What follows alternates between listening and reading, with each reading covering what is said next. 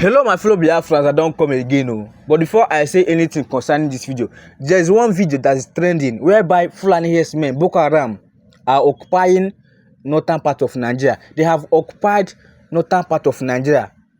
But there's a reason. That is why I'm doing this video. Because Musa and his boys, Musa told Nigeria government that Biafra Liberation Army, ESN, is the one causing insecurity in Nigeria. And there's one video that is trending now, whereby Fulani herdsmen have occupied the northern part of Nigeria, and Musa cannot go there to focus to arrest them. Musa always focus on Biafra Liberation Army. Musa have sworn that they will not let us go unless they buy all the Biafran youth. But I want you guys to just calm down and watch the video and see how Fulani herdsmen are occupying northern part of Nigeria. If you see the kind of gun where these people carry, my brother, you know if he sleep. But Musa leave them. Musa, they always send his men to Biafra land to be buying innocent Biafran people. So you, as a Biafra, where they watch this video now, try and share the video so that this video will reach to so many people. So that this video will reach to Finland government. So that Finland government will release mass Samonepa for us. And the European country, we also know that we are freedom fighters. We are fighting for the liberation of our own movement. So stay tuned and share the video so that Donald Trump and Russia president will come to our help. Thank you and God bless you. And if you have not followed me, do well to follow me and subscribe to my YouTube channel. One love.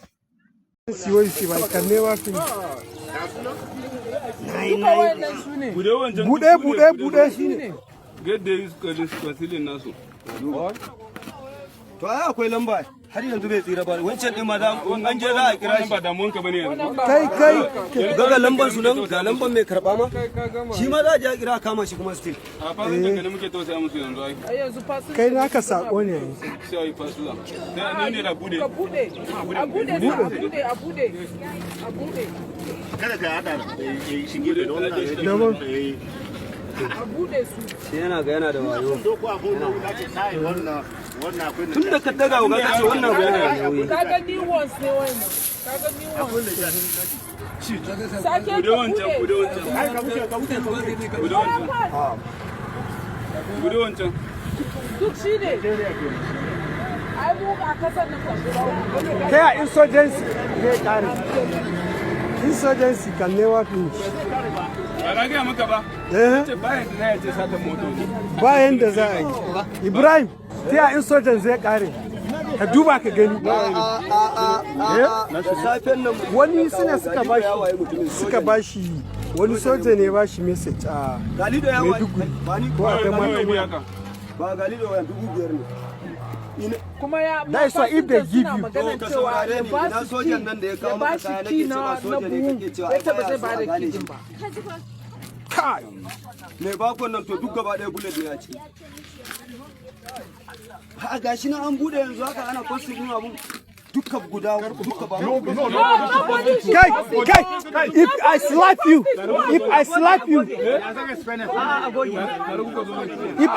you you are very stupid. Delete it. Collect and delete it. Kace me ai deleting gaskiya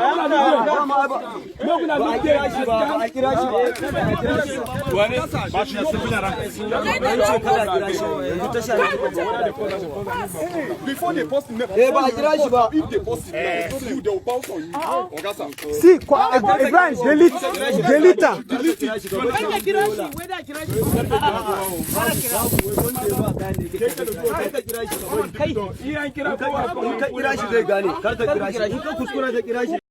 this boy. 221. Nothing. Huh?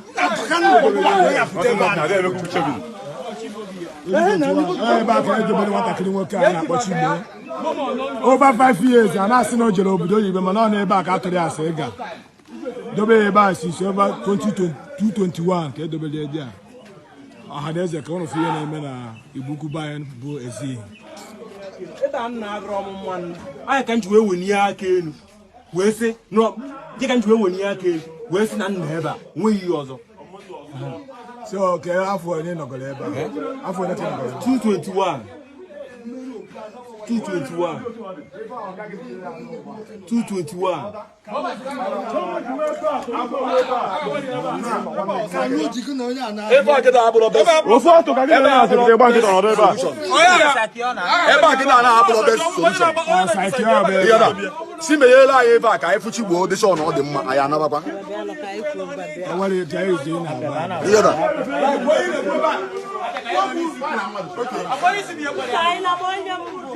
Even go to the beginning of the way they go for your bone to Balala. If you see, I owe my food every time. When I be on the Gokia, okay, no 5 years Ghana, Tom Maya, and I tell Manu, Kamaka, Wape, Yada, oh, Mamma get here. Just say that, for 5 years and let you see it. Let I be needed. Then, I already saw for 5 years and don't ask about. Oh, go when I be on the Gokia.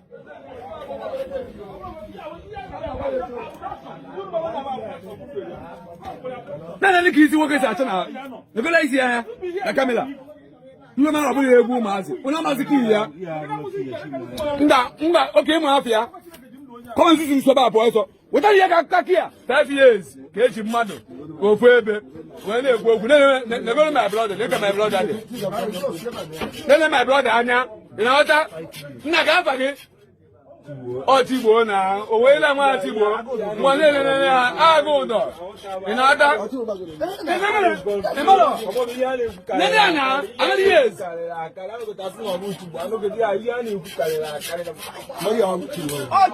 atigbo gị na ya na nene ka mụ nene ahụ ya dị 5 years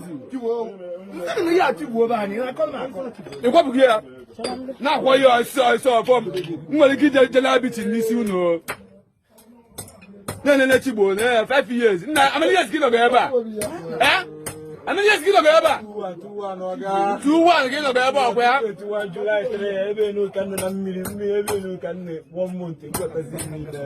ịnọ n'ime ebe ni 1 month na mmiri wute ị ga-wute aka na ọkpa ewepụ atazie gị ebe a ngwa na-ele ya na-ekwu okwe 5 years ọki echefuga ebe edebe ki ya ọgwụkwọ ka a na-akwụ ya ị na-aghọta biko soludo onwe ihe ị ga-emere anyị Doing his best. So imagine they have a database that they could also refer to. It makes it a lot better. The president promised boots on the ground, but that has not materialized. No, we are. How many soldiers have been employed in the last 2 years? I can tell you we're improving by the day. But how many? No, I mean those are figures you don't like giving out. It's not figures that you want. But have we improved the number? We have improved. We're improving, yes. And I can tell you, it's only the armed forces now that is doing massive recruitment, both in the officers' corps and for the soldiers, including the airmen and the ratings. We're doing massive recruitment. Now, the Nigerian Army has also established a second depot somewhere in the southwest, where we also, so it's not only the one in Zaria. Zaria produces about, let me say, 13,000 yearly. Now we're open another, we get an additional 13,000 coming from there. Then the Air Force, the Navy are also doing. I think the police is also doing immigration, and all the other ones are doing. We need to scale up, and I'm happy that we're doing it, because for us in the armed forces, we don't rush into recruitment. You have to get it right, because the ill-trained one is more dangerous than the bandit, because you could go in peacetime and cause a lot of havoc for everybody. So that's why it's painstaking that we do the training.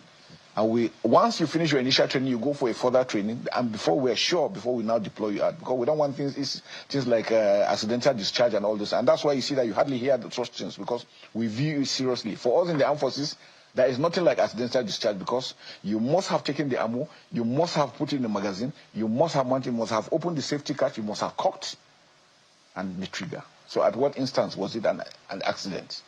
So these are procedures. And for us, it's a no-no. Anybody who commits that, no. So you can see that every military man knows the importance of his rifle. In fact, to us, we call them our wives, because that is your life. Anything you are doing, even if you are going to bathe, your rifle must be with you. I remember in our early days of military training, the rule of manning your equipment. Yes. The rule of manning your equipment had no even if there's crisis, your equipment must be by your side. And the way we were taught to carrying your camera and your tripod is to put it in your armpit. Yes. And I have a feeling that that's similar to the training. The worst thing that happens never to leave your equipment unmanned. If you lose your rifle, you're gone. You're a goner. If you lose your rifle, that's the worst offense you can ever commit. So the promise made by the president is being fulfilled. No, it's been fulfilled very well. That we're having more boots on ground, yes. And the equipments are also coming in. The Air Force is doing so well. We're getting more helicopters. We have bought more drones into the system. So we're now deploying them and making sure that they also operate optimally. But General, to Super Tucanos, some of them, they almost became a shell because the manufacturers didn't give us full complement of this equipment. Those are part of the issues. Those are part of the issues. It's part of the international system that works. But again, we're working towards that. I think efforts have been made. All the other gray areas have been ironed out. Is this the same president in America that helped Nigeria, so sold it to us? He's also but we got on the ground and discovered that the Super Tucanos were more or less a shell and they sold to us. No, they were brand new. Yeah, they were brand new. But they didn't come with full complement. Yes, they didn't come with all the complement. But again, we're getting them in gradually, and we're working towards. You know, recently, if you read the news, you saw that there's more ammunition have been released to us to buy. But like I said, as long as you are depending on somebody to provide weapons for you, you are going to remain a beggar. We must get our things. Yeah. Reports show that Nigeria experienced more deaths from bandits and insurgents in the first half of 2025 than all of 2024. Yeah. 2,266 compared to 1,083 last year.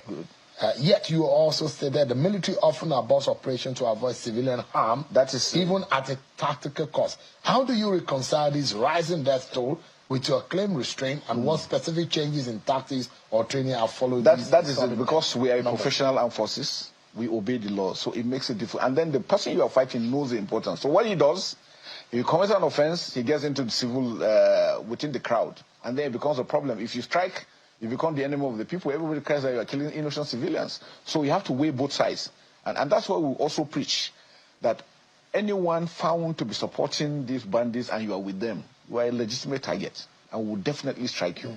And that's why it's very, very important. And so for political reasons, most time when this happens, people want to make it look as if we're just going around and killing civilians. No. Most of these so-called civilians were the ones providing them fuel, providing them food. But what about those infiltrators within the military? No, those ones were, I mean, we recruit from the public. We recruit from the public, so we cannot say we don't have. What we do and what works for us is that we identify them and we deal with them. We have standing court martials in all our operations. You commit an offense. If you go to most of our prisons, you see a lot of ex-military men while they're in prison. You commit an offense, we do not hide. And that's why you see the discipline level still up. Everybody tries to make sure that we live above board. I need to go on another break, but before then,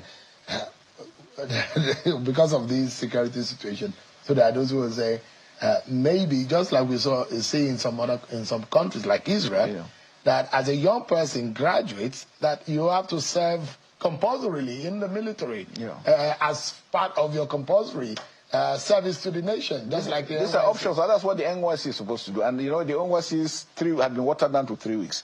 I think it's important that we're able to give every Nigerian one security awareness at whatever level. Self-defense is very important. On armed combat, swimming, driving, these are critical aspects for human endeavor. Those are things we should never take for granted because it prepares you for the future. The world we are in now is dangerous. We have individuals that don't mean people well. They kill for whatever reason, and it is not only in Nigeria. I'm sure you know, even abroad, you see somebody will take a weapon, go to a school, and open fire on everybody. So there's a lot of psychological things. People, because again... So you encourage self-defense? No, self-defense, everybody is supposed to be ready to protect himself as an individual. So if it means you should take judo lessons, take karate lessons, make sure that you are physically fit to be able to withstand this and don't want to take things... But how do you government, about the announcement of terrorism financiers Yeah. in this country. Why is it difficult to name names Yeah, of well, those who are financing terror in this country? Well, I think the process is on. I mean, for this government, I can say that just last week, the Attorney General and other ones have gone to Giwa to go and check because it has to do with a lot of legal issues. And because, again, it has to do with international connections. Some of them have funds coming from outside. We cannot do anything from within. So we know that we know some of these elements. Yeah, like the ones, the local ones. The local ones, what they do normally is they try to employ a few individuals, provide motorcycles to them, something to do, and those ones are remitting funds daily into some accounts. Really? Yes, so it's been tracked. Those are issues. So all the monies they get from the bandits go into... So they try to circulate this money, and that's why it's important for us to be able to track those things. And the NFIU has been doing so much. There is so much going, apart from the intelligence setup, the financial links are also being followed through and through, and arrests have been made. And I can assure you that the Attorney General of Federation, the NSA are all working seriously to ensure that we address those issues. What would you say is the ideological backing for financing terror on Nigerian soil? Take from the Northeast region, and I'd like to be educated if there is some kind of funding for banditry too, because we do know that terror in the Northeast is being backed by some foreign elements and with connivance with local elements. Yeah. Is banditry also being backed by foreign funding? You know, they work. You know, criminals work together. They've synergized their efforts together, both the bandits and the terrorists working together because one, a common goal. They want to make money. They want to just make sure that the communities are not suffering for whatever reason. And again, some part of politics. You know, some individuals don't also want, when there is peace, it shows that the government is doing well. And when there's no peace, it shows the government is not doing well. And I mean, you realize that last year we had the least number of deaths throughout last year. Then how come this year, then suddenly everything has spiked up because politics is coming in, elections are coming in. So you cannot rule out the fact that some people are also controlling them, making sure that they show that there is no peace. Makes Nigeria ungovernable and discredit the government. But you see, the funny thing is that how will you want to govern people that you want to kill? Or how do you want to kill the people you want to govern? What do you gain from it? Are you not able to identify these political elements who are using security as a political tool? Yeah, you know, work is in progress. Let Nigerians know that. Yes, people should not vote for people who want to kill. Work is in progress. So that they can get advantage. They don't care what happens. I can tell you the DSS, the NIA, the NFIU, the DIA are all working assiduously to ensure that. And again, because it has to do with the legal system. Sometimes legal intercepts, you take it to court, it's knocked out. What reason? One reason or the other. Again, this brings us to the legal system. We have to also review our legal, because some of the punishments and prosecutions are too we need a special security tribunal to prosecute. Well, this is part of what I don't want to say special. If I say tribunal, it might look as if it is a military kind of say we're in a democracy.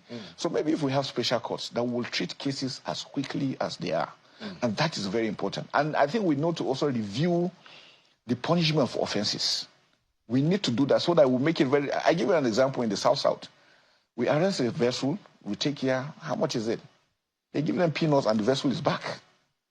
And that's why we started burning them. But again, people started talking about the environment. So you are now caught between the devil and the devil city, which is, for us, burning those items once they are found arrested, we started having peace. But as long as we keep on arresting them and handing them over and they go through the legal system, it becomes a problem. It takes a longer time to prosecute. And when you take, and I'll give you an example. You make arrest and you bring up and you go in, risk all your life, make an arrest, and you take it, and they give you for one reason or the other technical issues. The item is released. Tomorrow you think that soldier is ready to sacrifice himself to go and make arrests again, it becomes a problem. But if these laws are stringent, even for terrorism, in the South, in the Middle East, terrorism cases are serious cases. If your name gets in there, you are nobody, even your family member, nobody will come. You have to extricate yourself. Yeah, and so we have to make it more stringent. Yeah, and I take this opportunity to talk to lawmakers because they represent every part of the country.